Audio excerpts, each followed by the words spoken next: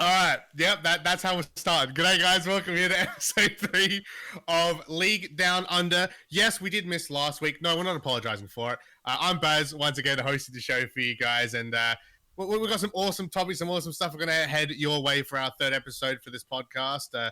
As always, probably going to be entirely scuffed, entirely ratchet. The audio listeners at home are going to have a bunch of visual jokes that we won't see and will probably complain about like last time. But that's fine. Because you'll get the podcast hopefully earlier. That's what we're aiming for, but we'll have to wait and see. So like I said, I'm Baz, joined here once again by Teacko, doing everything running behind the scenes. How you doing, my man? Pretty good. I'm excited to edit this video and see what we can do in terms of memeing Baz. Looking forward to it. Yeah. And more stuff that audio listeners can't look at. I love that. Absolutely fantastic. Also, we finally brought the man himself after his dramatic fight against Lord Raiden. It's been a week, two weeks, I think, since we've been trying to plan to get this organized. 3 weeks even. I can't remember at this point. It's formal, everyone. We got formal casting. Everybody clap. We got him. It's fantastic. All right, we got the man of the year or whatever. How you doing? I'm good. I'm surprised by the fanfare. I'm not really that hard to get. You just got to make sure you know that I haven't been smited by the tech gods after a particularly rough thunderstorm. I mean, also, I think that covers our checklist as well now, so no one in the Twitch chat can complain when you're not on camera, because going off of this, you should be on when we're on the circuit. You should be on for the whole stream. So there shouldn't be a single time where Twitch chat's asking for formal. Yeah, so there you go. Because he's everywhere. Having on the podcast, he's going to be in the ad breaks, he's going to be on the talk show, he's going to be casting. I knocked my mic. That happens, I think, for the third time. I can't remember now. It's always scuffed. I'm joined here by Raygor as well, once again. Mr. Raygor, get back here for League Down Under. I know this is a tiring thing, but especially for yourself, who's very under the weather right now. Haha, weather joke.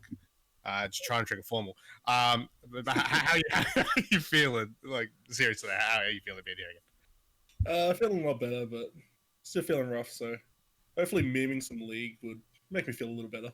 You see, the audio listeners can't see. They probably hear this. I'm just trying to fix my mic right now. It's fine. I'll get it, boys. It's fine. I'll get it. Someone else talk about how nice the weather is, so we can trigger formal again. I don't know. It's really nice. It's dark. It's dark out, but that's because it's nighttime. Weather's been good. Yeah. Also, I've come up with a strategy to further trigger people who only listen in audio for some reason. I'm not sure they exist, but you keep telling me they do, so we'll take your word for it.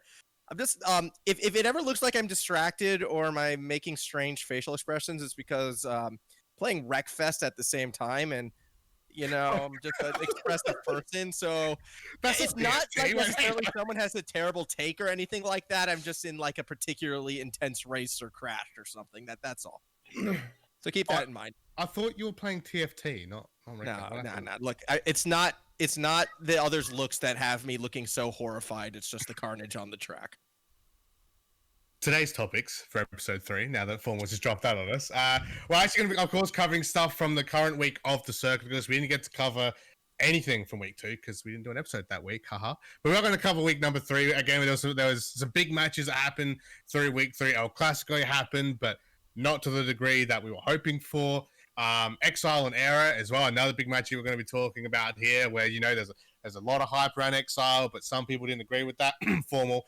And thinking that Era, should have had some wins, and maybe they might have. Don't want to spoil anything, but of course we'll cover that later in the podcast. We're going to be talking about everybody's favorite high school esports for 2021 as well, of course. Something very near and dear to all of our hearts here on the cast, as either players or casters or whatnot of high school esports for a number of years now. And of course, a big connection to the original League Down Under as well. So it's cool. Going to be covering that for you guys a little bit for the 2021 season. And of course, we're going to wrap things up with everyone's favorite champion debate, because again, it was Formal's idea for the champion debate, so we had to have it. We had to bring it back here, have him debate Mr. Raygor with some randomized champions that we'll get to at the end of the cast. That one is going to be a doozy, because these guys here have plenty of nice drinks at the moment, and hopefully by the end of the podcast, I didn't say stream, by the end of the podcast, they're going to be stuffed. It's going to be great. So we'll look forward to that one and see how that one plays out. But are you guys excited? Do you want to talk about the drinks you have? I have water. So I don't know if we're actually allowed to. You have redacted liquid. I have liquid. I have a green drink in a sweet Bulbasaur glass that you you can try and imagine what's actually in there. I'll leave that up to you. I have a dark colored liquid in a Hulk glass. It should be worth noting too, by the way, Raygor, just a heads up, I've been like spam watching a lot of like, you know, the Twitch and YouTube political debaters. Not because I think any of their takes are good or anything of value ever comes from it, but I just need to learn those sweet debate tactics of screaming louder and more incomprehensible than their opponent. So I hope you're ready because I've learned from the best. Listen, I've dealt with Baz for the last like nearly 10 years. I can deal with screeching. I'm letting them on slide. I'm gonna let it slide. We already kicked you enough for calling me fat in the last episode. Then I'm gonna kick you off the car, right? Because it's gonna happen. He thinks he's got all the power kicking Mendrix off. Joke's on him. It's actually mine. Remember to check out League Down Under, of course, over on YouTube. We've already got our previous episodes up on there. We also have it up on Spotify and other audio services. And we're gonna read through all of them because we have like 50. Thanks, Teacko. We have like 50. I'm sorry. Which is what listeners, or maybe not, because we keep making fun of them, I guess, because you should watch video, because you know then you get to see all of our beautiful faces. Beautiful being a subjective term, but to me, I think we're all beautiful. I don't know about you guys, but you know, I think we all are. No one, there's no smiles happening, so I'm going to say that they don't agree with that. We're on Breaker, Castbox, Google Podcasts, Overcast, Pocket Cast, and Radio Public. So if you've ever heard of any of those streaming services outside of Spotify, and you listen to them on them, check that out. There we go. There's your link to the intro stuff, guys. What about Apple? What about Apple? Okay. This again. It's not happening again. But okay, a reminder, of course, you want to see video, it's up on YouTube. VODs will be up on there. We're hoping to have this, of course, premiered on Twitch, of course, the weekend of from the recording, hopefully a couple days before the circuit. And if you're watching us on the circuit, hello. I don't know what part of it they're playing on the circuit because it's always randomized depending on the broadcaster. So, Teacko, do you know who's broadcasting for this week? Is that yourself or is that? Oh, no, Neko? it'll be Neko. It'll be Neko. So it's up to Neko to decide on what you're seeing. So this could be completely irrelevant right now to what's happening because, you know, he's not showing this bit. But if he is, hello, Twitch chat. We're definitely live. This is not pre-recorded. Definitely live. Live, guys, we're definitely live. Yeah. Oh my god, I can't believe Ratty just said that. Yeah. And the Ratty Sucks account is there as well. Yes, yeah. Man. It's always ready. It's always ready. Mr. 34. We're going to cover our first topic now here, of course, for our third episode here, guys. We're going to talk about week 3, week 1, 2021 season of the Summoners Invitational Circuit. Coming off of week 2. Definitely an interesting week. I want to put that one out there at the start. Unfortunately, I wasn't able to be there, which is why you had to deal with the Ewan all night on the desk, on my desk, and not me on my own desk, but that's fine. Guys, what were your initial thoughts coming out of this week before we break down into some of these games? Coming out of week 3, we got to see a little bit more of a standing coming out, so a structure to where the teams are going to be placed. I mean, I feel like there are some teams that are in spots where they don't necessarily belong, but I think that it'll fix itself over the coming weeks, and we'll get to see that happen in spectacular fashion. I mean, I don't know. I kind of am going to disagree with you already. That did not take long. I still don't think we have a real understanding of who exactly is where, just by the sheer amount of teams that we have, like, still low in the standings beating teams that are higher. So I don't think we have a rightening of the ship just yet. I still think we're kind of going through those turbulent waters. And the thing is, though, it makes for very exciting games. And I think we're going to talk about it more later, but the whole Exile versus Era game is like the epitome of that, where like these are two teams not currently correctly placed in the standings with each other, still very rocky positioning. Even though Era did win, they're still underneath Exile on said standings. And until things like that get fixed, until Kraken starts to play like the Kraken they should be, I don't think we're stable at all, and I still have no idea where this bus is going. Yeah, I also expected Weeknight Warriors to do a lot better than what they've shown recently. After their first week performance, I definitely thought they'd be higher up rather than being at the bottom with Dissonance right now. So it'd be interesting to see how long it takes them to pick up what they did in week 1. Another funny tidbit here for the audio listeners, we have a standings graphic up right now that you can't see. Anyway, just thought I'd put that out there. But yeah, no, you guys are absolutely right. The standings they still feel a bit all over the place, right? We still obviously have quite a number of weeks of Split 1 before we even want to talk about finals. I know, Former, you've brought up quite a few times on stream during cast that, the first few weeks can still always decide if nothing could happen at the end, especially for some of these top teams that are trying to secure that spot where they can lose a couple games at the start. They could go on a tear towards the end, but it could be like those 1 or 2 games, right, that could cost them. We could see that happening here. I mean, obviously, we talked about Era, talked about Kraken again. Kraken being defending champions for Split 2, 2020 season of the Invitational Circuit as well. Of course, bit of a new lineup compared to last year as well. But yeah, it still feels a bit all over the place. I mean, still good to see. Obviously, Weekend Warriors coming in with that new lineup that they had, completely new, completely fresh, coming in and being on top. QUT Tigers as well being on top, which I know, Form, we've definitely not talked about that at all once during any of the streams about QUT. So that's the thing.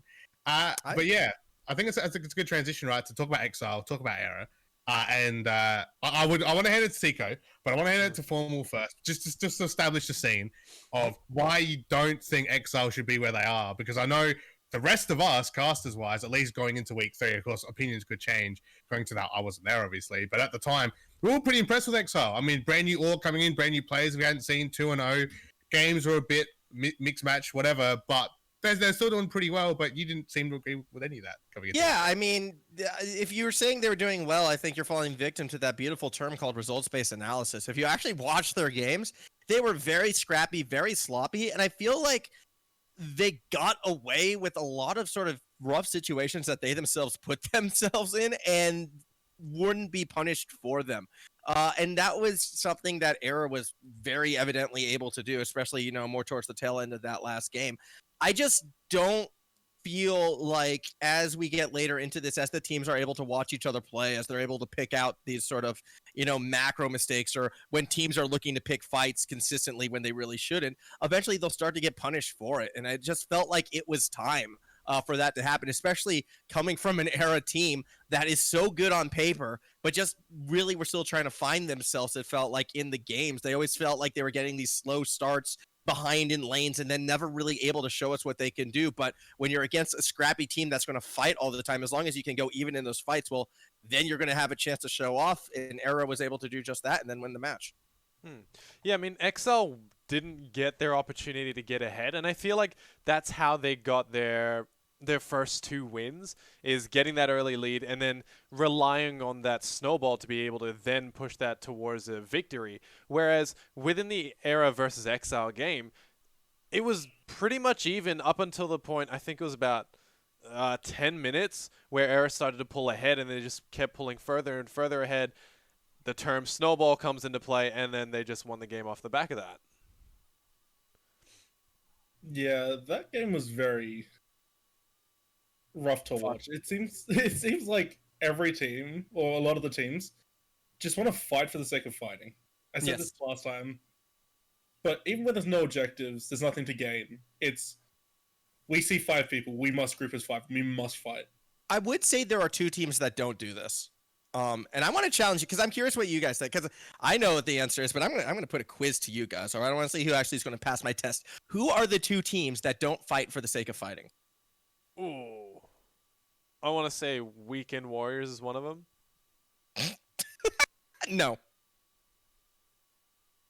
That was a bit rough. Yeah, I mean, Teacko's already failed. Come on. This should be easy. Who has the longest average game time? Who is the team that is always getting objectives no matter what, winning or losing?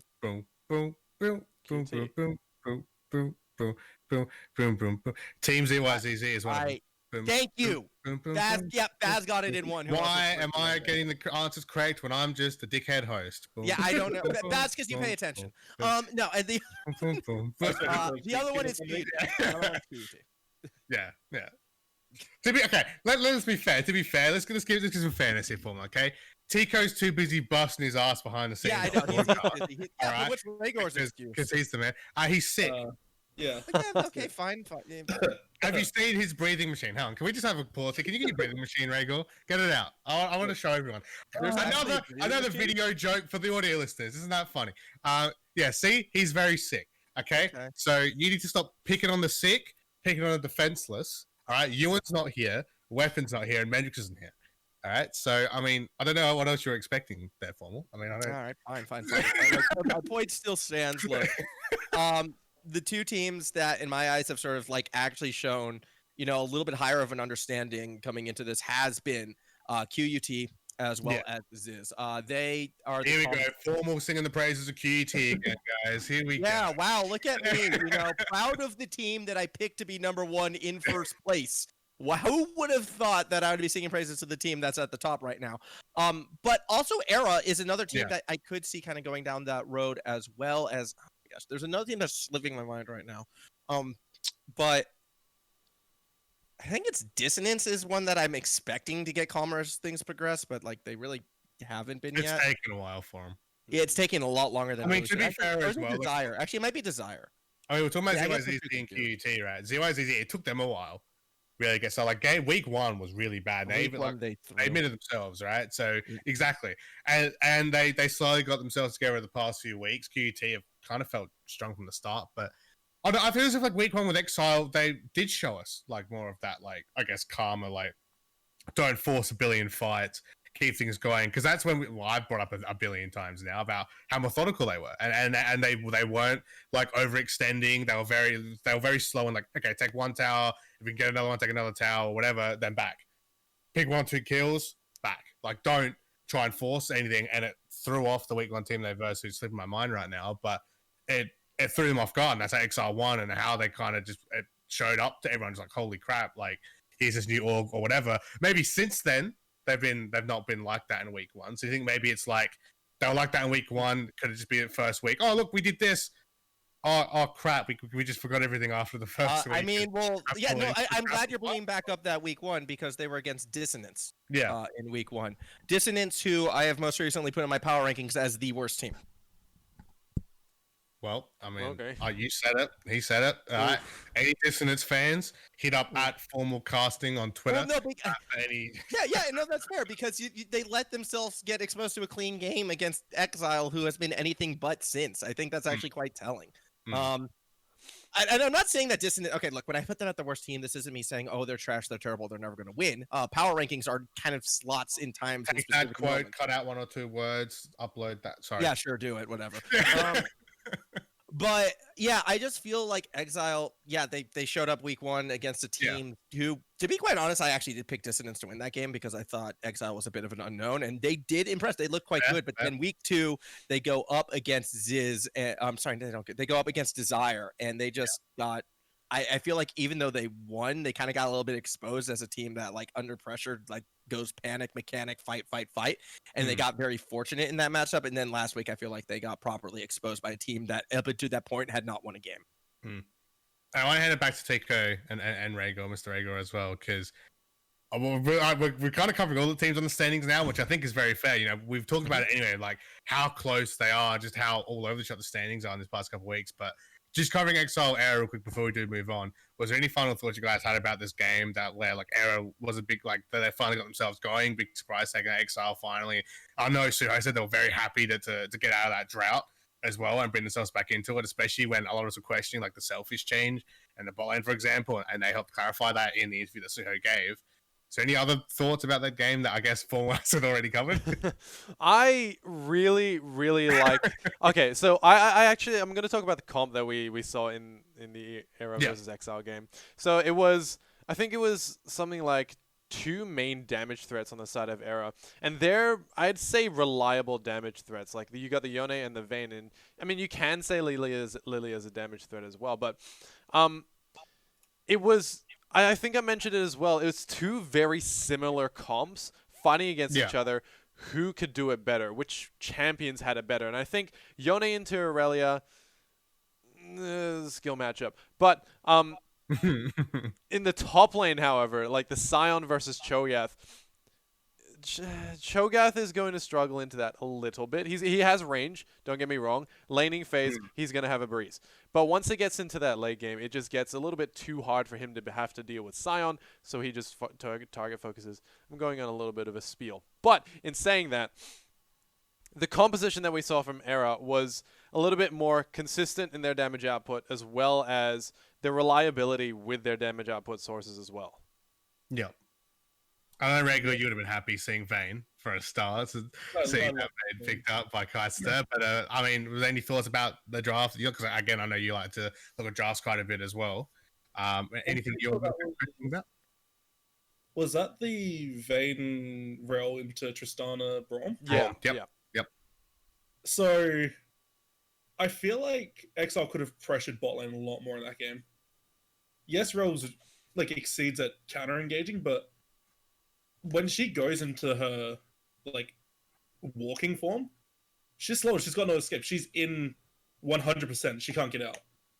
But if you just dodge that initial jump and knock up, Vane's a sitting duck. You land a single Q or a single auto attack from Braum, Tristana can burst her with one explosive charge.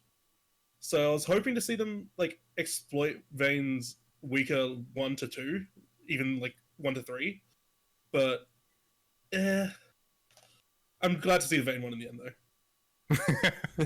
Always a Vane fanboy at heart, right? But yeah, I mean, and it was awesome to see Aaron pick up that win that we were expecting a while from these guys. Of course, seeing Hyper, seeing Selfish, seeing Suho, that were big names in last year's six. Of course, during the 2020 seasons, it's cool to see these guys finally pick up a win and maybe add more question marks to Exile. Could we see them maybe take what they took in game one against a team that isn't Dissonance, quoting Formal, or is it going to be the same old, where they're going to be falling into the trap of, I guess, of what you said, Raygor, where it's just everyone's fighting for the sake of fighting, right? And I think if these teams can break out of what ZYZZ and QET are doing, which brings us to our next game they want to talk about as well here with Kraken and Weekend Warriors, El Clasico, as so aptly put by Formula as well, taking that one from Rocket League as well. But looking at that was one that we were just like, what the hell happened here, right? Because again, Weekend Warriors are obviously they're a very strong team. We don't want to take that away from them, but Kraken just kind of just didn't even show up, right? So can I answer your last question and address this one at sure. the same time? Absolutely. Yeah, I think at the way how things are going, the next time we're going to see Exile look clean, calm, and collected is when they're going to play Kraken, because I don't know what is going on with Kraken right now. They are the team that I think is probably the biggest proponent of fighting for the sake of fighting, especially when they're putting together comps consistently that are meant for super late game scaling, but then letting themselves get caught out in so many of these like early and mid game scraps that like they really have no business being involved in. It's worrying, and it's really worrying when you actually look at the strength of this lineup as well. This should be a team that is fighting to be at the top, and yet I don't know, they just haven't seemed to gel together. They haven't really been able to get out of a pick ban face that has to be going, yes, this is a team that understands what's going on and knows what they should be trying to do. So it's rough right now on that Kraken side. Weekend Warriors, I still think they're a little sloppy. I think they're far from perfect, but they're good at capitalizing when your opponents are going to be making mistakes. And I mean, that's all what they had to do in that game was to sort of let Kraken play into them, and they got themselves a nice victory. Yeah, just to tailgate off what Max said as well. I mean, the composition that they made was a little bit of, yeah, we're going to stay back here and fight, but we're also going to heavy engage on you, because they had a lot of dive with the Kennen on the back, with an Alistair and a Gnar, who all want to go in. And then, I mean, Tristana can follow that up. But then you had the Karthus. Yeah. Which... The Karthus. Don't understand why. I feel like you could have gone with an aggressive jungler, someone who could dive the backline. Maybe, like, hell, even an Olaf. Someone that could just synchronize with the team in terms of the team fight, like the ideal of the team fight, the composition they made. I mean, I don't know about you guys, but I was keeping close eye on the Conqueror Kennen mid lane. I knew I was going to get brought up. Yeah. I was waiting for it. I'm going to call it out when someone tells me to bet 5,000 on Kraken and then they lose in that fashion. Look. There's even tweet evidence, I mean. Yeah. I the first mistake you made was listening to me. But, I mean, come on.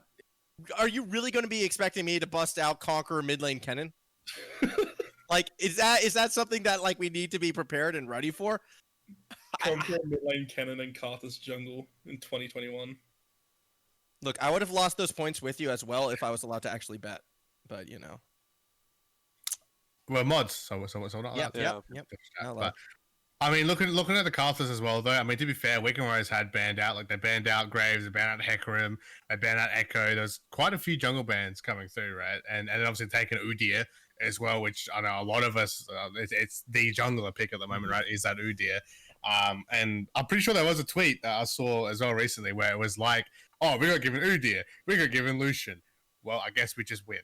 The type deal. And also seeing, again, Weekend Warriors looking for this bot lane Seraphine, it's Seraphine to me, pick coming through that they've ran, 3 weeks in a row now, both Weekend Warriors and their sister team, both looking for this pick that every team they're going up against just are seeming to ignore, but then it just shows up and does all this work, right? So, I mean, should teams maybe looking towards that now as well, draft-wise? Because they seem to be falling back on it quite a bit. Very situational. I mean, it's not very situational, but the non hyper damage threat bot lane relies on you having consistent DPS in the mid lane or in the jungle. And I mean, Udyr's, I'm gonna say Brazil, he's a good semi tank. He's not gonna be the one that's gonna be dishing out so much damage. So you have to make sure that one, your mid lane is reliable enough to be able to pull off the sort of strat. It was just a good thing that Ray Fury, I think he got an early double kill around the first dragon, so that pushed him towards the lead, which I think then allowed them to snowball. But you have to rely on your mid laner or your jungler to be able to dish out that damage to then pull off a Seraphine, whoever bot lane. It's an interesting one for me right now. I'm also not too large of a fan of it just because of how important I feel like bot lane is to the current meta, especially later is against some of the teams that really do like to go late. So I see the upside to it. I mean, getting an early encore is great. Any sort of crowd control, if things are going to be brawly fun times, it's all well and good. But I still feel like you should be keeping her in the mid lane because the importance of having these late game carries, I don't know. It just feels like you need that insurance right now. If your mid and jungle can't just completely take the game over, then you need to invest in that strong hyper carry late. And if you're throwing that on Seraphine, well, that means you're banking everything on the mid jungle. And when that doesn't work, you're kind of going to be stuck a bit out of sorts. Yeah, and that was going to be my point. I think Seraphine's still a good mid laner. Yes. Stuff is still my favorite combo in the game. I still think it's super strong.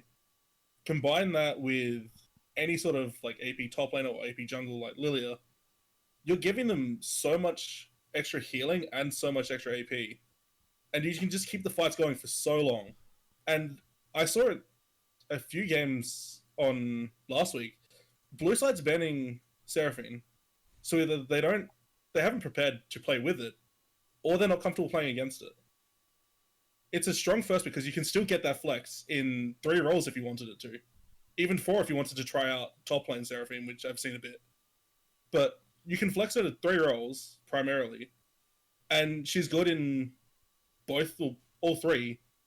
But if you don't have that comfortable mid-jungle, just play a support or play a mid.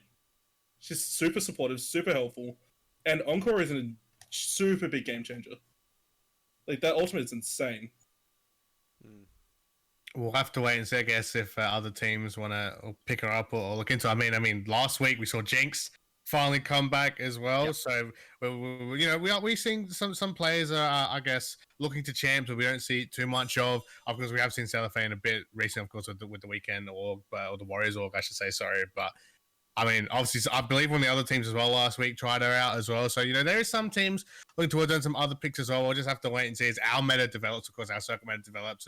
Obviously, a lot of these guys are looking towards some of the other major regions and I think what's being played there. It was always cool to see when some of these players do come out with their own picks or their own comps and seeing what happens going forward. So I'm keen to see. As long as it's not Conqueror Ken and them. Hey, they're gonna try, right? They're gonna try. not when that is. Other teams can try, but not Crack and not in that game. Fair. Man. That's fair. And we should probably finish up as well going through the standings, lads, here. Because I just realized that for the audio-only listeners, we're talking about standings. I don't even know what the standings are because I can't look at the graphic. Well, so I will say here, first place, 3-0, tied up here, QT Tigers and the Weekend Warriors with our second tie-up. Team ZYZZ, MCOM, and Exile all at 2-1. Third place standings is Kraken Esports, Desire, and Error for the 1-2. And of course, as we already talked about a little bit earlier, at the bottom it is Dissonance and the Weeknight Warriors 0 and 3. And just before we do move on to our next topic, we were going through the teams, we're talking about how Exile shouldn't be where they are. We think Error should be higher. happy to see QT Weekend Warriors where they are. Any other teams, guys? Any other comments with those? I mean, I think a big one that I know Raygor you brought up was Weeknight Warriors, thinking they maybe should have looked towards having a higher position than 0-3 so far. I know that when we've seen it, we've talked about it. They have very strong early mid games, but they seem to get very lost about closing a game and finishing and securing that win for themselves. Is there any other positions here you guys want to quickly bring up? Yeah, I'll go first just real quick. I think Ziz is exactly where they deserve to be, but not where they should be. All right, fair enough. Yeah. Look, like they deserve to lose against MCOM, right? Like they play terrible, but they shouldn't have deserved to lose that game. They should have been the better team. Yeah, you were saying that before. Like teams they play their rotations. They stand off from the team fights really well. So they've got patience. It's just that game they didn't perform really well. So no, I do agree with that one. Teams probably we will be seeing them move up a little bit, or maybe a lot. But I'm just excited to see if any of the teams are going to be able to mount up against them. I'm hoping for the biggest, I'm hoping Weeknight beat Ziz just once. I think we already got it, though, didn't we, with MCOM beating Ziz? Like, I don't know if there's going to be a bigger upset than that. Like, that was massive. Yeah, but that's not standings-based upsets. I guess. I want a standings-based upset. Or Weeknight beating QUT. I have a lot of faith in Weeknight. Yeah, you really do. You really do. Look, I believe. You gotta believe. You gotta believe with the underdogs. I mean, we saw them cracking last year. They have a fan. But I do want to say, I believe it's the top 6 teams, if I'm correct, getting through to the final. So I mean, at the moment, Desire, Era, Dissonance, Weeknight. I guess you can also tie in Kraken with that, of course, as it is tied up. Of course, we're still going to play some more games to sort out the standings here so far. But I mean, that bottom echelon at the moment, do you think any of these guys, I mean, Kraken, of course, we already brought up, is a little bit strange, but do you think these guys, should they maybe be putting in a little bit more effort? Do you think the nerves might get to them, maybe saying that, oh crap, we've already lost such games so far. We already have some 3-0s coming into week number 4 and knowing, as we brought up a few times, our formal about how those couple games could make or break you getting to the finals? I mean, yeah, I think so. Pretty much any team that's 1-2 right now, they're the ones who are still kind of in contention in a lot of ways in my eyes, and they're the ones who probably I would like to expect a bit more from. Kraken, obviously the big name that stands out. I think Era as well, they've sort of recognized they had that rough start already, as we kind of saw in their game against Exile, and they're starting to turn things back around. So I think these are the 2 teams that are on that lower end that are going to come charging back up. And I'm almost willing to say at this stage, based on what I've seen so far, again, momentum, things can change, but I'm still kind of leaning towards the 4 teams that miss out on playoffs. Like, I'm going to say it right now. We'll see how well this ends, but it's going to be, we're going to go Weeknight just to annoy Raygor. They don't get through. We're going to say Desire, Dissonance, and MCOM. I think these are the 4 teams in my eyes right now that are probably at that bottom tier and are going to be, any win they get is going to be huge for them, and they're going to be the ones who might be looking to catch a team like Kraken or a team like Era that are slipping up right now. Okay, the 3 I see, but MCOM? Yeah. Currently they're 2-1, so I mean... To an extent, I do agree with Formal. MCOM don't necessarily deserve the spot that they are at currently, second place, alongside teams is in Exile, but they still do have opportunities. They still have the players, they still have the skill level to be able to contend with, Kraken, with Era, with Exile. It's more of an underdog story for them, and I feel like if they want to start to contend with Weekend Warriors, they need to stop thinking of it as an underdog story. These guys are playing at the level. They're 2-1. They should play like they're 2-1. They should play like they are good. So you know how I talk about earlier how these early games have lasting effects? When it comes down to the down and dirty, towards the end of the season, I guarantee you that win that MCOM got against frickin' Ziz. Yeah. That could be the difference of a team like Kraken or a team like Era making and not making playoffs. Those are the sort of moments that I talk about of these early game successes that have the lasting effects later on. So Yeah, I'm saying MCOM probably might not make it, but you are absolutely right, Teacko. The fact that they had that hot start, they only need to win like 1 or 2 more games. They only need to step up like 1 or 2 more times, and all of a sudden they will probably sneak through that 6th place position, if not even a little bit higher, and that's going to take the place of one of the teams who we would expect to be there. So, yeah, absolutely. I think MCOM, they do have themselves in a great spot, and they might start playing a bit more confidently, and we might see that against other of those lower tier teams, like your Dissonance or like your Weeknight Warriors. And any thoughts there, Raygor? Now that Daddy and Daddy have had their debate, you got any thoughts about the current standings? I'm just sad that he said Weeknight would lose. I mean, you brought up Conqueror Cannon. To be fair, I mean, I think you had that one covered a little bit. I mean, that one hurt. You know what? Actually, I'll even say this. You know what?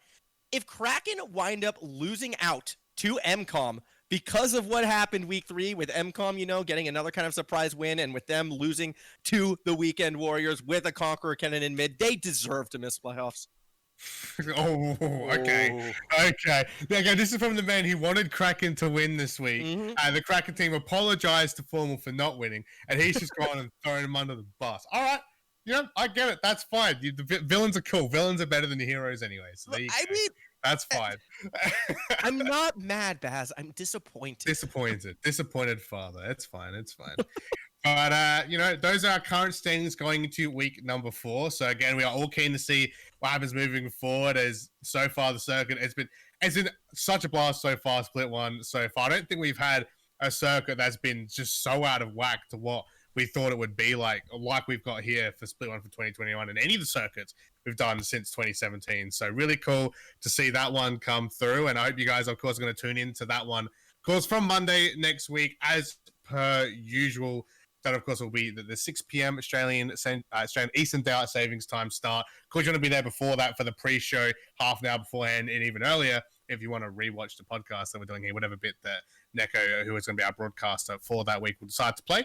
And again, here's our friendly hello Twitch chat if it's this part, and if it's not, well, I just like an idiot, don't I? And the audio peeps don't even care because I can't see video. We're going to talk about high school esports now.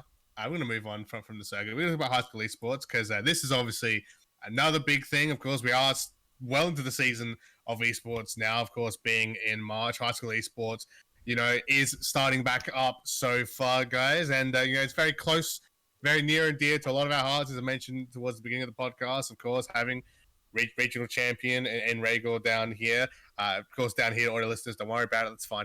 It's fine. It's okay. Don't worry about it. You can watch your video later. It's fine. Raygor down here. And, of course, the rest of us being casters, being able to do not just League, but Rocket League as well. And now we're seeing Valorant coming up. We're seeing NBA still being involved as well. But probably one of the biggest news things that we saw, guys, is that, everyone's favorite meta have picked up the right contract for everything high school esports. And I want to say it's a very, very big deal. I want to say high school esports in general for the fact that Meta picked that one up. We have our own thoughts and opinions so far, but any initial stuff, guys, you guys want to talk about briefly about the Meta pickup? I mean, of course, Meta, I want to say kickstarting the high school esports stuff in Australia. They started off very well, but what about now for 2021? Well, it's good that they're on the homepage of the League client. And I'm on the side of Meta where I do support that they have the contract. They're doing good things to make sure that the esports stays alive through the different generations that are to come, the ones that are slowly moving into adulthood, leaving high school, and just keeping that in the loop, making sure that they're still, involved in the esports, making sure that's a staple when they, get released into the wild that is, modern society. Or university esports. Yeah, that too. And how long is their contract that they have? What, 3 years? 3 years. Yeah. So that's good. And I'm on the side, as I mentioned before, that I do support it. But Max, I'm gonna ask a quick question then. So Meta got the contract. You're supporting the fact that they got the contract, but is there any reason why them in specific you are happy for? Because I agree with pretty much everything else you said right now, and the fact that, yes, high school esports, very important. It's great that we foster this culture. It's great that we build into it now. It's great that we take the lessons that esports can provide to students in educational systems and actually help that. Same thing that you can see in traditional sports: team building, communication, learning how to balance sort of obligations in a team as well as real life obligations like school, sleep patterns, diet. That all is great. But why in particular Meta are you like them over what could have been other organizations? Well, it's not that I have a preference to Meta. It's just that Meta, they have had, like, they've got their connections, and I feel like that's like generally esports. That's what you have to do to be able to succeed. Their main guy is their main guy is Marauder, who's been a part of Riot for God knows how long. So it was sort of a given that he's got the contacts. He's probably going to be able to get the contract from Meta. I definitely can see orgs like XP, HSL picking up something like this, or maybe even I want to say like the OCS equivalent of, if that's a thing, if they want to do that many tiers of high school esports. But I think that they do have Division 1 and Division 2, yeah, right? So they kind of like that. I guess like my kind of concerns, because like, again, having a contract and having things extending is great, and I'm perfectly fine with what Meta is doing. The only thing that worries me is the exclusivity of it and the idea that everything has to go through Meta, which is, at the end of the day, it is kind of a bit of a private company. And I feel like there are other sort of organizations and other schools and stuff that could have been taking high school esports in a more productive method almost, and like in a way where it could be, again, more about, you know, the growth and the education and the teaching of students and that. And I'm curious, and I'm not saying Meta is or isn't going to be doing this, but I'm curious if like that ever is going to be a goal for them. I hope it is. I reckon it'd be really cool if that turns out to be the case. But the fact when you make it exclusive is it really kind of inhibits other schools and other programs from ever being started up and looking to do that themselves and looking to explore that avenue themselves at that same time. Now, granted, Meta has sort of reached out to other groups and organizations, and deals can be made, and there will be exceptions, of course. It's just the exclusivity of it all that kind of has me a little bit concerned moving forward. But again, I'm happy to be proven wrong. This isn't me coming down condemning Meta at all. I think they're going to do what they feel is best, and I look forward to seeing how it does come out to be. In fact, it's kind of already started in a sense here in Queensland, where they did outsource things actually to UQ. It's kind of my understanding. Which is odd because like I was actually casting the games and I still don't really have a full idea of what was going on. But I don't know. The exclusivity just has me a little bit concerned, and because if Meta for whatever reason fails to keep things sustainable, that's going to be 3 years of a not very good situation. Yeah. We should probably add just an extra point as well. Obviously, we don't know the behind the scenes of all that, but again, as we mentioned, all of us are heavily involved in high school esports in Australia and have been since day one, whether it be, again, as players, behind the scenes, casting, etc. Even the beginnings of what Meta was before Meta with the HSEO, and even before that, I know quite a few of us here were in the building blocks of that as well. So obviously we have our opinions. We have our thoughts on that as well that we do definitely want to get across. And for me, definitely bring out some great points there. Of course, with the OPL, of course, dying last year as well. I think that's a very big key point. That's really cool to see Meta, which seems to be like the face of high school esports at the moment. They are definitely, I want to say, the most recognizable group, as I guess they've grown to be the biggest one for our region so far. So it's cool to see they are going to control that. But there is that issue, as you said, formula of exclusivity and seeing where that can go, and can they keep it up with the 3 years? Because at least the way I see it, the beginning of Meta with HSEL and the first year Meta, I thought was really, really good. But the past year or so, it's been a bit shaky. Of course, we did have a certain pandemic that happened. That was the thing we had to deal with. But we have to see how they go from that, because obviously there's, outside of esports and even esports in general, a lot of groups haven't come back from that, right? Which is very upsetting.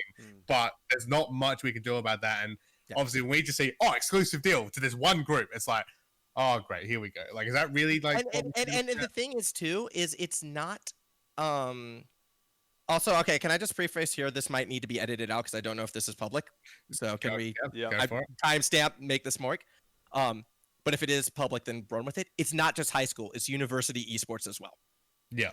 I'm pretty sure. That is what I'm more concerned. That is public? Okay. Yeah, pretty sure. So it's university esports as well. And I don't know how connected Meta is with the university scene. I don't know if they've established those contacts with universities. I don't know if they have that rapport there. In high school, I do agree. Yes, they have built that rapport. They have worked at a national level. They have had major events in MEO, but they have never touched the university scene to my knowledge. And that's a whole nother kettle of fish. And to give everything to them unproven when there were other sort of university run orgs and systems already in place, some that we saw even in the OCS, I just thought that was a little bit odd. Again, I'm happy that, Metas can have that chance. They can, absolutely knock it out of the park. And I sincerely hope they do. But it's just like, that's where the exclusivity, again, just has me a bit concerned, I suppose. So. And we are going to get to you, Raygor, as well, don't we? Because there's some things I want to talk about from our point of view. But Teacko, yourself as well, just your thoughts. You've always talked quite a bit here, so. Well, okay, so no, I know, I fully, like, a lot of the points that Max has brought up has been very agreeable. Like, but I've been behind the scenes for Meta for quite a bit. So I've been working with the broadcast team. I've actually done a lot of broadcasting for Meta themselves. When they partnered with Torrens University as well for PAX when they did that online in 2020. So I know of a lot of the behind the scenes stuff. So they do have potential with the university scene through Torrens University and through their connections through Torrens University. But I do think that they do need to get in touch with a lot of the major universities that are going to get involved into the university scene. Because I don't know if they have those sort of connections yet. But as far as I know, as you said, like, I don't think they have too much of a connection to the university scene. Going back to the high school point as well. They're a little bit exclusive. You put it bluntly, right? Yeah, no, I mean, it's fair. It's a fair point. But the way that they've set themselves up is we're setting that basically in their quotations, we're setting up our contenders for success. For PAX they partnered with Torrens University to make sure that there were like podcasts, live commentaries on Twitch that was advertised on PAX for everyone to find a career leaving high school in esports or just following their passions as well. So they are, I think, the major thing that we have to take away from Meta and what they're doing right now is they're not just setting up a tournament for people to have fun and play in high school. They're setting up the future of esports in high school. They're also setting up career potential. So I think that in the bigger picture, they're exclusive, but I don't think that's their main focus. Their main focus is to set up students for a happy future and like growing. I guess, but have we seen that ever portrayed in the, like, maybe this is going to change this year, and honestly, I kind of hope it does change this year. But have they ever kind of like shown that off in the broadcast themselves? Because I'm going to throw to what QUT does, because QUT do have like esports, high school esports programs that they do on the weekly, and the reason why I'm bringing them up is because they always have this overarching message where with cybersecurity actually being the big push for it, where they talk about and again, I'm saying this again, this is kind of more where I work with than who I work for, but like cybersecurity, always a big important thing. And pretty much before every match, we have a talk about, cyber safety, what you can do, places you can go. We use it as an educational tool. And if Meta can turn like high school esports into that educational tool, I mean, that's great. All the power to them. Obviously, for an organization like QUT, there's probably more incentive for them to do that because they are themselves a school. And I don't necessarily think that is a bad thing.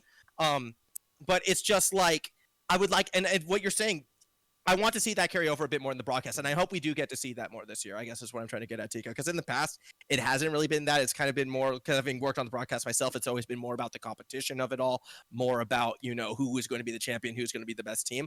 I would love to see Meta branch out in that broadcast and in their public image and show off a lot more of what they're doing and how they're using this platform to help elevate and help students grow. I think that would be fantastic, and my fingers are crossed because I really want to see that. And we have seen stepping stones for that before, because that goes into Raygor and I's point, right, where we've been involved in it with the South Australia Northern Territory side since before High School Esports League even started, with local scene stuff where we were kind of setting up building blocks here in the state for South Australian stuff. And then we saw obviously this coming along. We have a great relationship with some of the guys from Meta as well, with the school that we were a part of and went to, and were able to I guess put on some awesome events and host some of the grand finals. We hosted the first regional like major final for Rocket League at a big convention center here in Adelaide, which was amazing to be able to do. And I want to get your thoughts about it, Raygor, as well, about being more of a player, obviously a bit of a caster as well, but being more of a player, and like what your takeaway is. I guess obviously you're finished up now as of last year.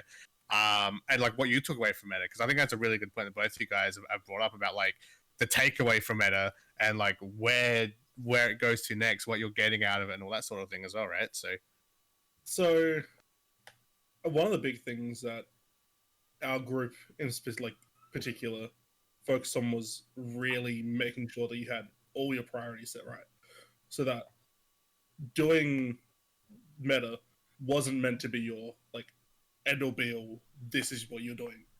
It was do your courses, do your classes, do what you need to do, so that way you can do that as a side thing, and then get more experience with other people you don't normally interact with.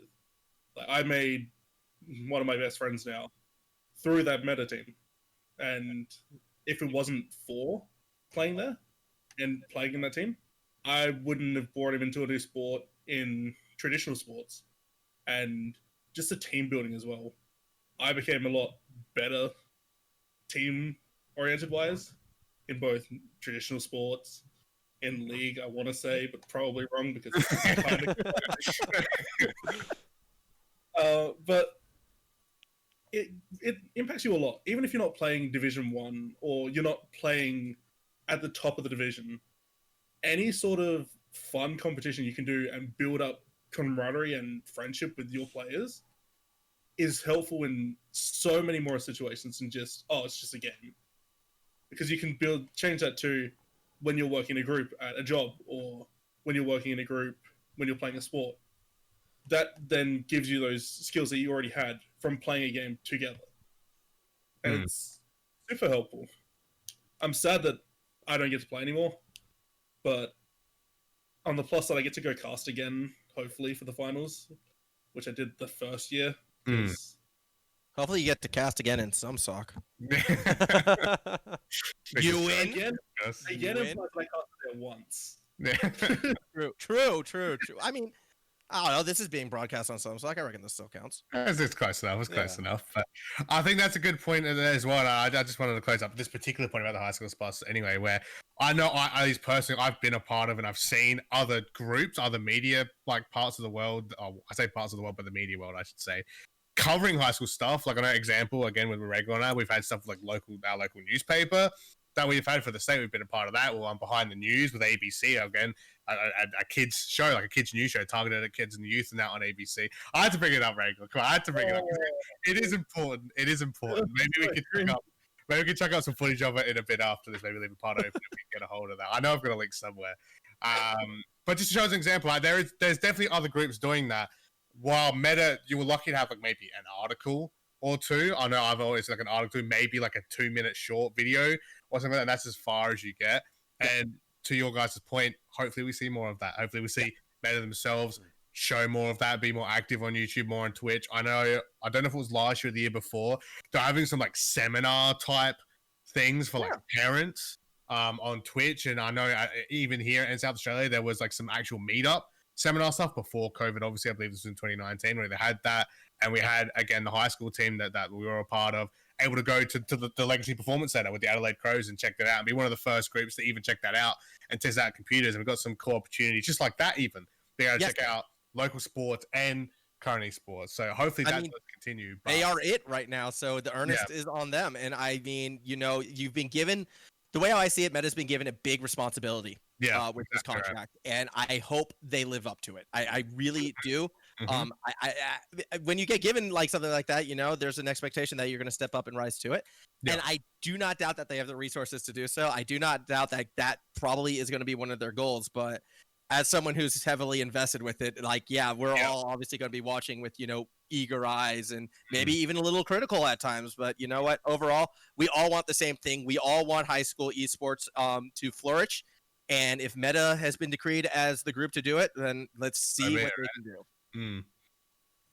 So we'll definitely chuck up as well a link to the actual article for Meta as well, so you guys can check it out. Check out the full statement that Meta had put up on their website as well if you haven't checked it out yet as well. And they also have signups available if you're a high school student watching this and you don't have a school involved or you want to continue the year playing that. The signups I believe are coming up soon or are available. Yeah, they're available now. They end April 22nd. Yeah, so there you go. So and I have all the key dates there and everything, so you guys can get sorted because a lot of it is played online. Of course, if you're a school that's not involved, try to investigate involved. It's an amazing experience. Convincing teachers might be a bit of a problem, but I mean, at this point, Meta's been running for so many years. There's tons of, I guess, resources from Meta and even other high school leagues you can show and kind of. I believe there's like a teacher's booklet or something as well. Yeah, there's a tab there as well. So, but it's just worth noting if you're in Queensland, it has already started, so you better hurry if you want to jump in. Well, there you go. So that's what I say. That there's tons of opportunities still out there. So definitely do that. And you know, as you said, Form, I kind of echo you again. We're watching, guys. We're watching. We'll see what happens. Not just us. There's quite a few eyes watching as well, hoping that things can continue very well. Because again, it's 3 years. It's a lot of time. And let's see what happens and hope that they can, I guess, continue what I guess the awesome work that they've already done and see if they can continue that. But we are going to wrap things up now, guys.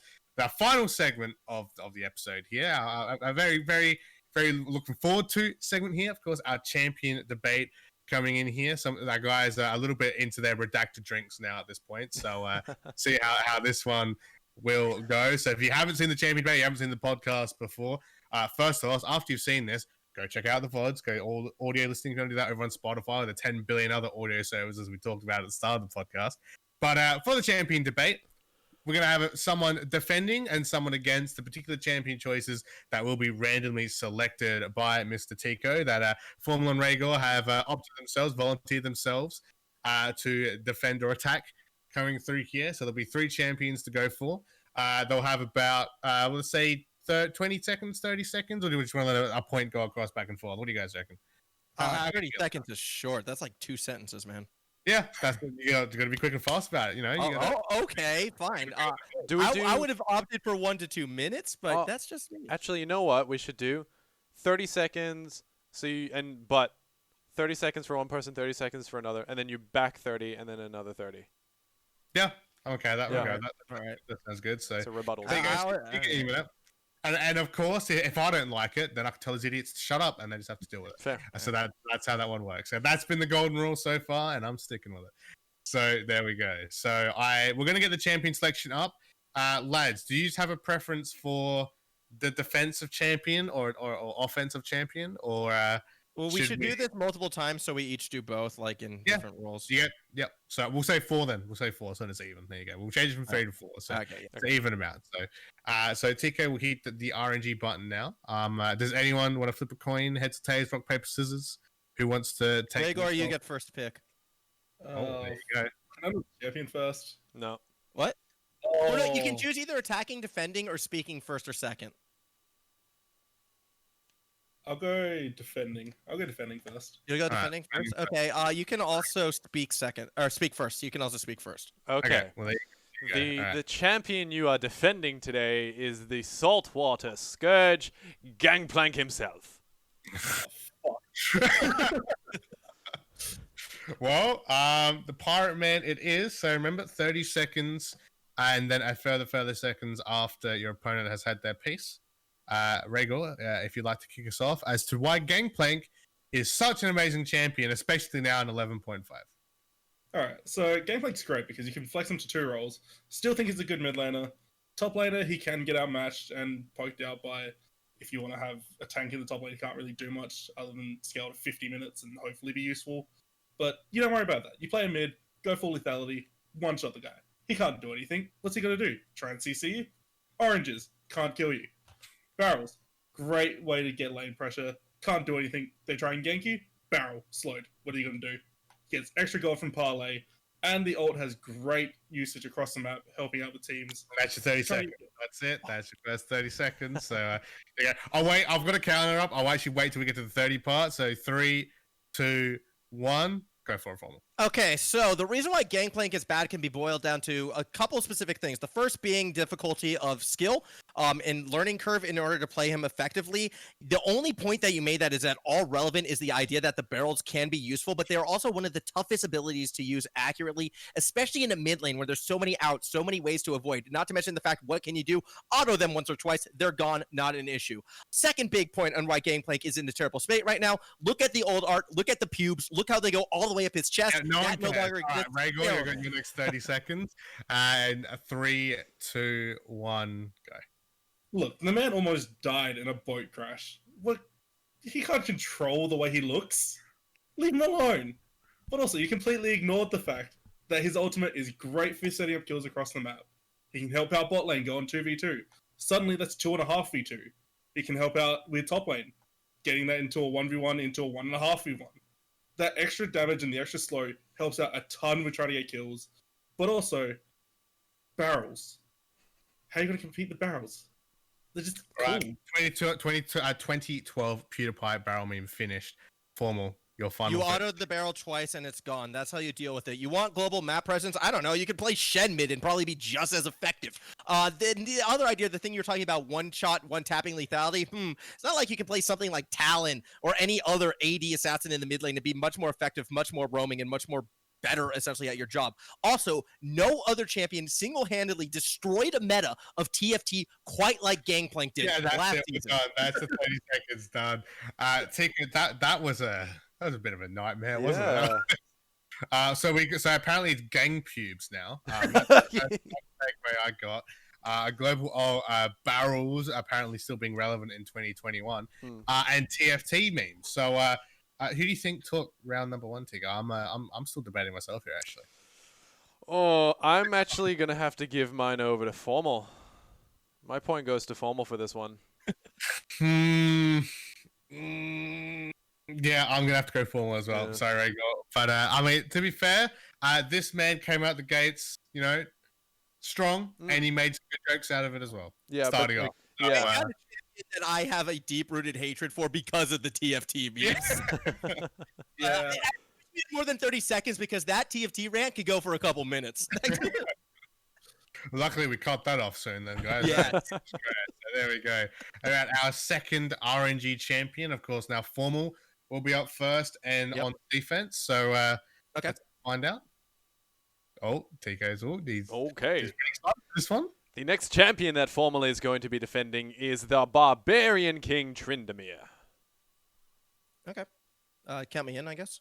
Yep, so go. All right, Tryndamere is a very noob-friendly happy champion, and that's the reason why a lot of players who are first starting out who want to learn top lane probably should pick him up. No other champion has a push R to not die button for a solid 5 seconds, so there's your sort of like oopsie do-over button. Not to mention the fact Tryndamere strategies are very straightforward, very simple. You go to the top lane, you push in the top lane, you might die, you push R, you run away, you go back, teleport back to the lane, and keep split pushing and keep doing your thing. The rest of the game doesn't matter. One track mind, one goal mind. Play Tryndamere if you're learning the game. Up, there you go. That's a bloody good start. I'm not gonna lie. Raygor, now you have to try and beat that. Go for it. All right. You want noob friendly? Play Nasus. Look, we've got Midnight. He's a great example. Play Nasus. Same thing. You want to die? Play Zillion. Press R, comes back to life. Stops you from dying. Gives you half health again, rather than just being on one hit. Your ult might keep you alive, but you're still on one hit. Yeah, you get some health back from Q. Ignite, halved. What are you going to do? Nothing. Still die. That's why you don't take TP. You take Ignite. Anyway. 30 seconds. There you go. I mean, there's a jab at someone that's not even here. That's nice. I'm liking it. Off to a good offense here. Formal, you have to try and defend yourself against that one, even though it's got nothing to do with you there. Come here. All right. All right, so first things first, Nasus. Yes, you can play Nasus if you are a furry. That is your own choice. Well and truly, go for it. Also, the idea of playing Zillion as a noob-friendly champion is quite frankly laughable. He has some of the toughest skill shots in the game, and if you are using that ultimate on yourself and no one else when you should be going a support build, guess what? You're wasting your ultimate and is actually a detriment to your team. Furthermore, when it comes to the Tryndamere, again, it's the simplicity of the idea. Just push lane all game. That's pretty much it. I mean, I don't understand how you can mess him up. If you're getting caught out and dying, okay, fair enough. You're still learning from that. Apparently, Zillion time bombs was the topic of this defense. Yeah, that's fine. Raygor, I guess you're going to wrap things up here. Here's your 30 seconds. So, the problem with Zillion, Tryndamere, he's very predictable. You know he's going to go in. You know that he can't get out again if he goes in. So, CC lock him. He can't go anywhere. He might be alive, but he can't do anything. So that's a problem. No one wants to die. No one wants to play Zillion. No, why do I keep thinking about Zillion? God damn it. No one wants to play Tryndamere. He's not fun. Just play someone more fun. Let's just run in, auto attack, bang. And we're done. That's it. Zillion kind of threw you guys off quite a bit there. Right? What are you going to say there, Paul? Sorry? I'm just gonna say I'm gonna wait to your results and then I'm gonna say something. Okay. So Teacko, we got a few options here. I mean, I was the heavily favored towards Raygor towards the end then, but he couldn't get that old clockman out of his head. Form also had a problem with. So now I'm kind of like 50-50 because I mean, I don't know. The furry joke was pretty good. I'm not gonna lie, but the dab at midnight, that's also a thing. So I mean, I'm gonna favor the dude who had a shot at midnight. I think we have to. Yeah. Right? I think it's required. So I'm sorry they're formal, but if you have a jab at one of the casters, Yeah, all right. Lesson learned. Also, I just want to point out, like Raygor, 100% you have me at the idea of like my core argument, which is Tryndamere is good for beginners. Well, what about advanced level gameplay? You like never touched on that. No one thinks about advanced level gameplay. True. We are the Scuffed OCS for a reason. Or Scuffed OPL, sorry. Yeah. No, we're the Scuffed OCS. We're definitely the Scuffed OCS. True. And on top of that, we have too many idiot top laners in this group. So there you go. So not this one. True. Nass Spikes is furry. One too many. Of course, Aaron will have his second attempt here at defense. Oh, he loves that. He just absolutely let's mix it up. How about the person who speaks first goes attack? Okay. All right. Let's do that then. So you happy to go defense again for a second time then? Yeah. I mean, I feel like the defense sets up the basis, But I mean, I mean, I don't know. You're the MC. I'm just gonna do whatever. Okay. I'll hand it to Teacko then. What do you reckon? Do you think the defense should still lay the groundwork, or can the offense just start a fight for no reason? What do you reckon? I mean, I actually like the sound of that now. Yeah, we'll switch it up. So do I. All right. So Aaron, you got to come in swinging. All right. Okay. You got to kick this dumb American's ass, all right, and get over and done. Wow. With it. Or the dumb American come in and kick the dumb Samoan's ass. So there you go. Dude. So, are you doubting an American's power to invade a third world country right now? I mean, there you go. You've got the coconuts. You can chuck them at it. That's what you can do. So, what's the RG champion? Okay. This one is the Dark Sovereign Syndra. Well, you might not be chucking coconuts, but you're close enough, right? So you're gonna sort this one out here, Mr. Raygor. The Syndra. Starts swinging as to why Syndra is a bit shit. So we're gonna go now. All right. So her main source of CC is extremely hard to land if the opponent has any sort of brain cells or boots. You can't land the stun. Yes, you can try and set it up with the ultimate, but you're not looking to start your combo with ultimate. Also, she just plays with balls all the time. Play Ari, does the same thing. Play Orianna, does the same thing. You want someone that plays with your balls? Play Ari or Orianna. Easy fix. You still have a couple seconds, but I guess that's it. He's happy with that. He goes to 30 seconds.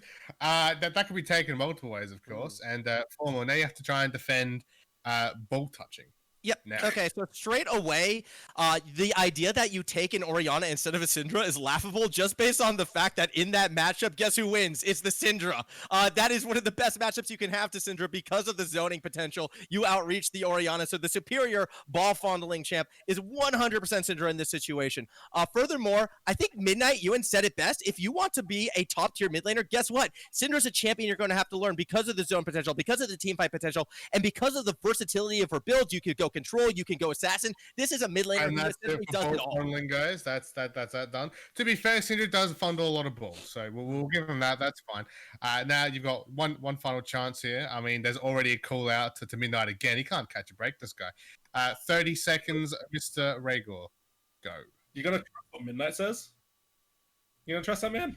The man who plays nests for a living? You gonna trust that? What kind of brain cells is that? He runs through like go bonk. That's his brain cells. As for everything you just said, no, just roam. Not everything, roam. I guess that's that done with. That wasn't even 30 seconds, but that's already sounded like a big fat W to me. I'm not gonna lie. It's, just how do you respond? No. Also, Ewan's an idiot, but no. That's how we're taking that apparently. Formal, you could try. I don't know what All you right, can sure. come You don't want to listen to you, and that's all well and good. Why don't you listen to a player like Faker, who is like Syndra is one of his main champions, has an over 80% win rate on this.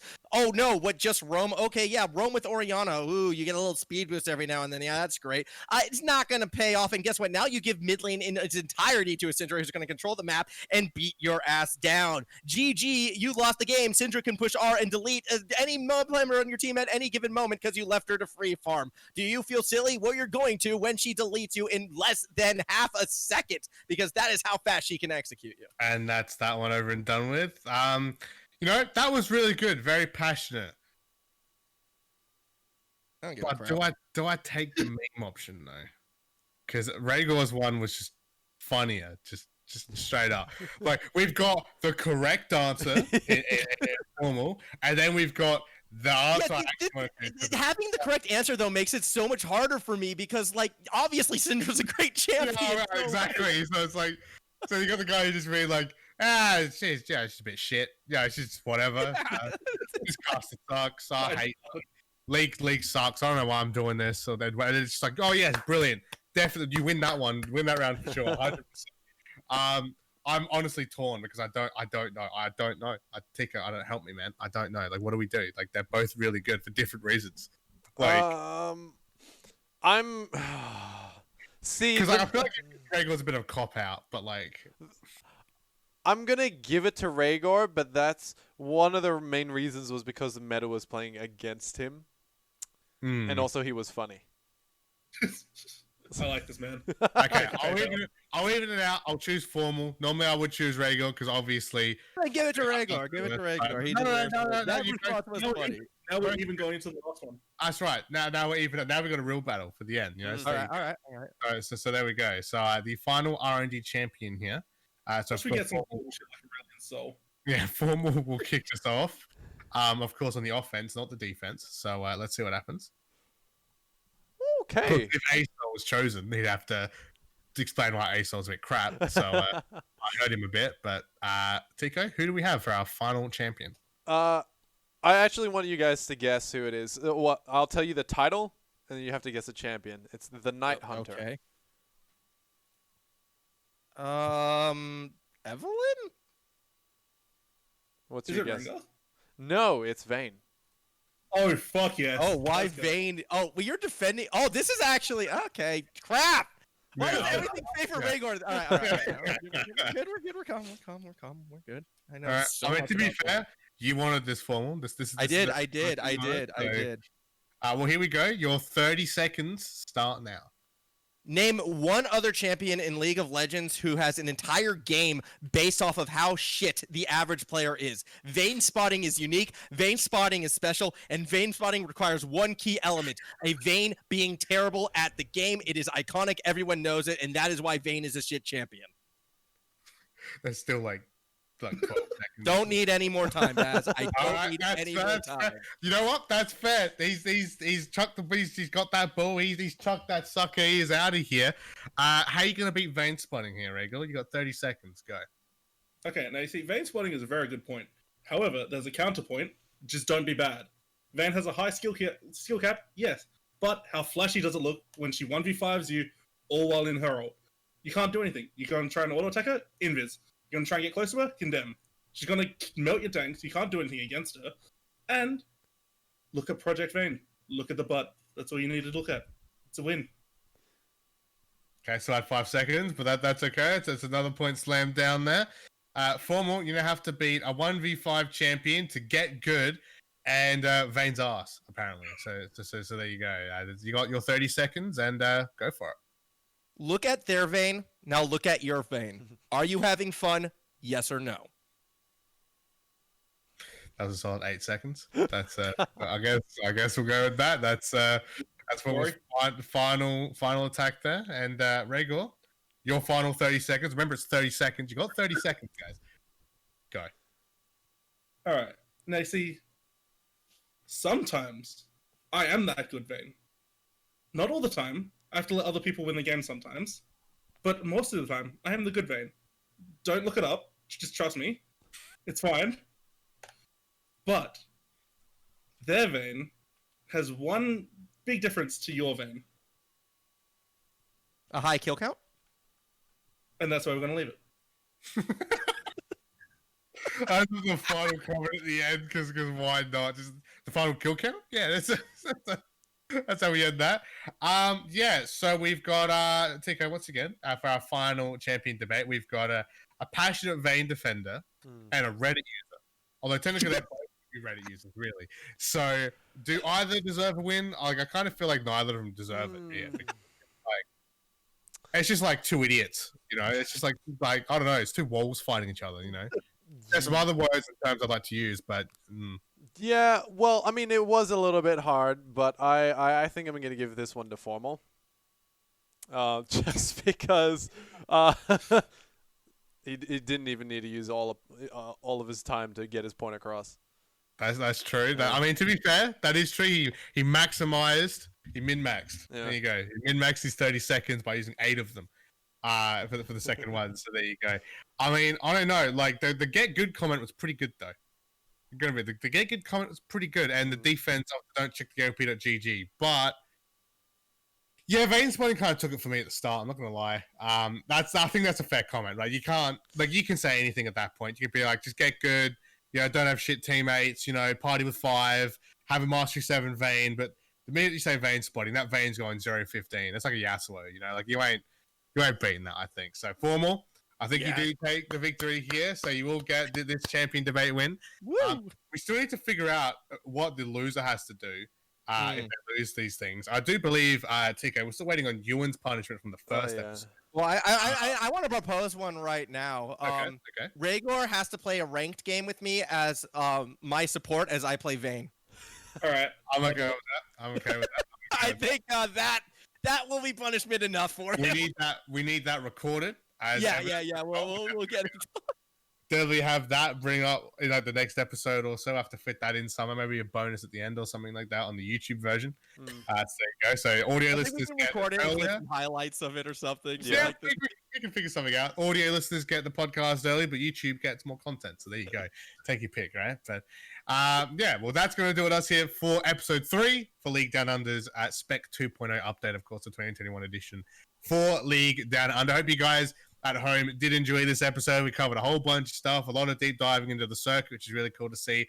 A bit of a heated discussion about the high school esports stuff, but of course, you know, all out of love. And of course, our final part with the champion debate. So I hope you guys did enjoy. Of course, if you want to follow, you know, our partners in Summoner Society, you can do so over on their Facebook, their Twitter at SumSockOCE. Of course, the huge community Discord server over on Instagram, because that's also a thing that exists. And of course, on YouTube, so that you can check out the VODs here for League Down Under. While we're at it, check out the SumSock shop as well. Make sure you check out some of that merch. Of course, especially check out the circuit merch, because all proceeds for that go towards the prize pool as well for the Summoner Society Invitational Circuit Split 1 season.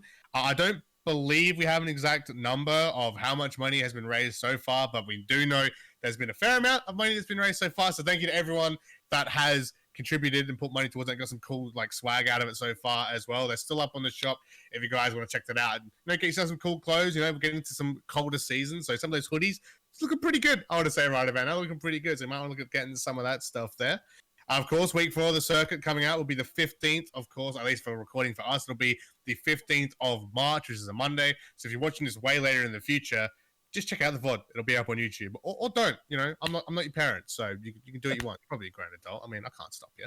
But there you go. And of course, you can always go to YouTube again, like we mentioned, to check out, of course, the League Down Under vodcast if you'd rather listen to the audio version because, I don't know, you don't have a monitor for some reason, then you can do so, of course, on our Spotify over at League Down Under. Of course, that's our own Spotify, not related to Summoner Society at all. That's our own exclusive Spotify that we have. And of course, the 50,000 other audio platforms.